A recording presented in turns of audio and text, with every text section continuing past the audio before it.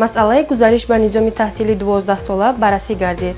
дар вазорати маориф ва илми кишвар масъалаи гузариш ба низоми таҳсили 12-сола мавриди баррасӣ қарор дода шуд.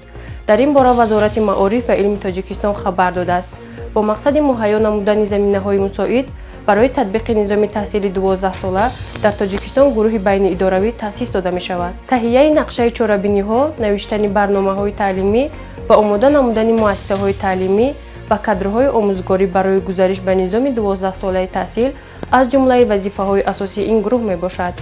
интизор меравад ки гузариш ба низоми таҳсили 12-сола ба баландшавии сифати таълим ва мутобиқсозии низоми таҳсилот ба меъёрҳои байналмилалӣ мусоидат хоҳад кард. таҷрибаи як қатор кишварҳои ҷаҳон нишон додааст ки гузариш ба низоми таҳсили 12-сола раванди муваффақ мебошад.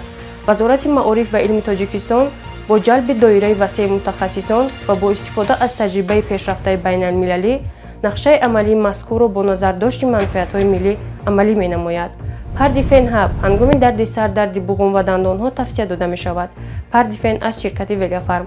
парди фен ҳабро аз дорухонаҳо пурсон шавед.